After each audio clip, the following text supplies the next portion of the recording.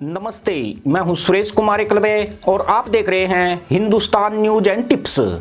यह बात अपनी कसौटी पर सदैव खरी उतरती है कि बिना दाढ़ी मूंछ वाला मुल्ला और पूंछ कटा बिल्ला कभी भरोसे के काबिल नहीं होता है।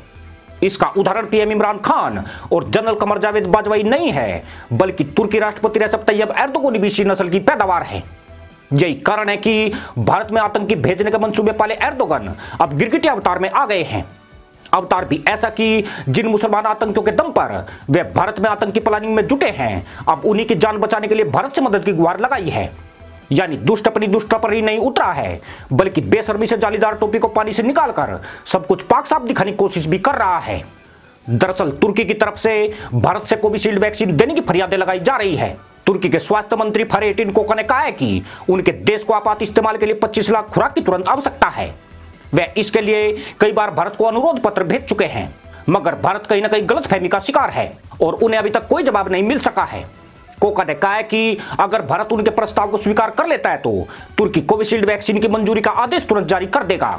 इस वक्त तुर्की चीन की दादागिरी का शिकार हो रहा है और वह किसी तरह चीनी वैक्सीन से पीछा छुड़ाकर भारत और पश्चिमी देशों के आगे गिड़गिड़ा रहा है। तुर्की ने दिसंबर 2020 में चीन की सरकारी कंपनी सिनोफार्म की सिनोवैक वैक्सीन को मंजूरी दी थी, मगर दुनिया को कोरोना महामारी में धकेलने वाले चीन ने अब वैक्सीन को लेकर तुर्की से सौदेबाजी शुरू कर दी है। यहां सिनोवैक के व्यापक स्तर पर लगाने का काम शुरू होते ही चीन ने इसकी आपूर्ति रोक दी है। वह वैक्सीन को लेकर तुर्की से सौदेबाजी कर रहा है। चीन तुर्की को वैक्सीन के मामले में झुकाकर उइगरों के प्रत्यर्पण संधि को मंजूरी दिए जाने पर मजबूर कर रहा है। यानी पाकिस्तान और तुर्की ने चीन से वैक्सीन की उम्मीद में जो गधैया नृत्य किए थे, उन पर चीन ने पलीता लगा दिया और तहमद वाला मुल्ला ना बेगम करा और ना मस्जिद का। हेल्थ मिनिस्टर फरहेटिन कोका ने भारत से कोविशील्ड वैक्सीन मिलने की उम्मीद जताई है। उन्होंने कहा कि राष्ट्रपति रेसेप तैयब एर्दोगन का संदेश भी पीएम मोदी को भेजा गया है।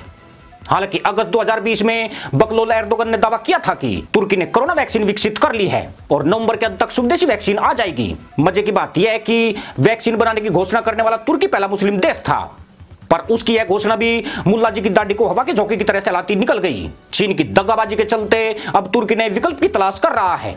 उसे महसूस हो गया कि चीन कभी भी उसे गच्चा दे सकता है।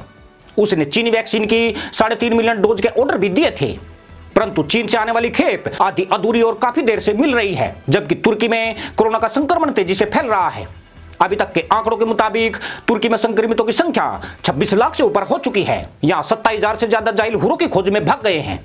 अब प्रतिदिन 8,000 के लगभग कोरोना केस सामने आ रहे हैं, जिसमें से औसतन 90 लोग हुरों की तलाश में उड़न छू हो जाते हैं।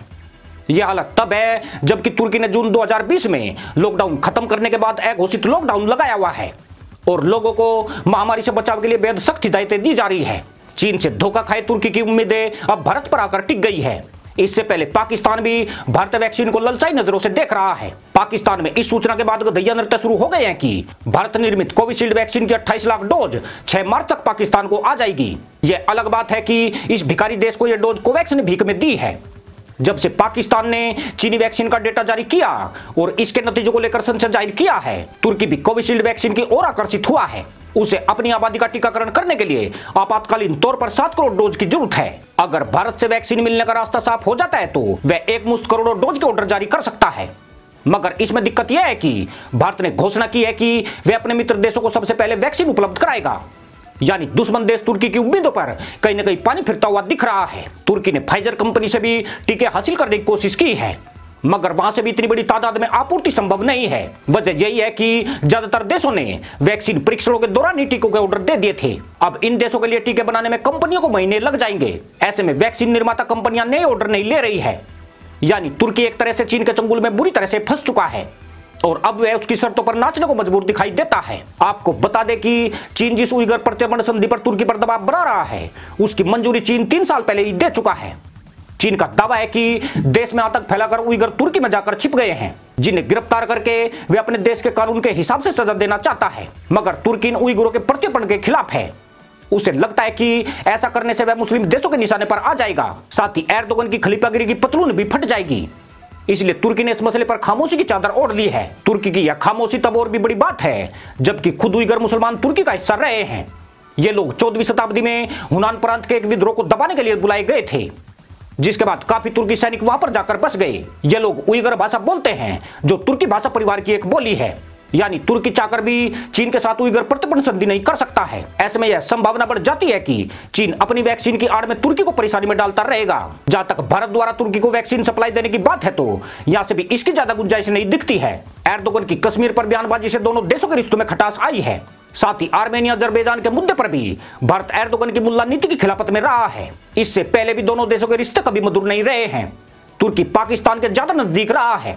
ऐसे में भारत भी इस देश को मित्र देशों के तौर पर नहीं देखता है। पिछले दिनों ही ग्रीस की मीडिया ने खुलासा किया था कि एर्दोगन जम्मू कश्मीर में मुसलमान आतंकियों को उतारने की योजना पर काम कर रहा है।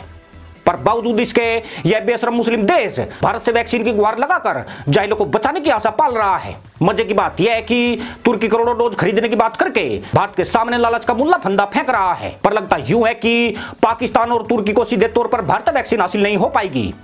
तुर्की के रिश्ते ब्रिटेन से भी ज्यादा अच्छे नहीं है, इसलिए वहां से भी एर्दोगन को मायूसी हाथ लगेगी। भारत के लिए तुर्की और पाकिस्तान में ज्यादा अंतर नहीं है। दोनों ही देश जाहिलों की नस्ल से भरे पड़े हैं और भारत के खिलाफ इनकी साजिशों का इतिहास भरा पड़ा है। तुर्की ने एडा क्लास के 4 युद्धपोतों को पाकिस्तान को देने का ऐलान किया है। यह युद्धपोत उसके द्वारा पाक नेवी को भारत के खिलाफ दिए जा रहे हैं। तुर्की की मंशा अरब सागर में पाकिस्तान को अधिक मजबूत करने की है। इसके अलावा अंतर्राष्ट्रीय मंचों पर भी तुर्की ने सदैव भारत का विरोध और पाकिस्तान का समर्थन किया है। कश्मीर मुद्दे पर तो तुर्की का नजरिया पूरी दुनिया देख चुकी है। आज कोरोना महामारी से तुर्की की फटी है तो उसे भारत के आगे गिड़गिड़ाना पड़ा है। यूं भी कोरोना महामारी ने मित्र शत्रु देशों के समीकरण पूरी तरह गड़बड़ा दिए हैं, मगर तुर्की को लेकर भारत ज्यादा गंभीर नहीं दिखता है। यही वजह है कि भारतीय विदेश मंत्रालय की तरफ से इस संबंध में कोई भी बयान नहीं आया है।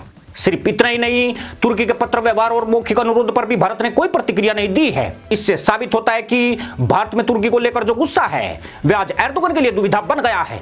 जिस चीन के भरोसे वह कोरोना से जंग जीतने के ख्वाब देख रहा था, उसी चीन ने तुर्की की मुश्किलें और ज्यादा बढ़ा दी है और आज तुर्की का तुगलक वैक्सीन की चाह में मारा फिर रहा है। इसी के साथ अनुमति दोस्तों, जय जवान जय किसान जय हिंद वंदे मातरम।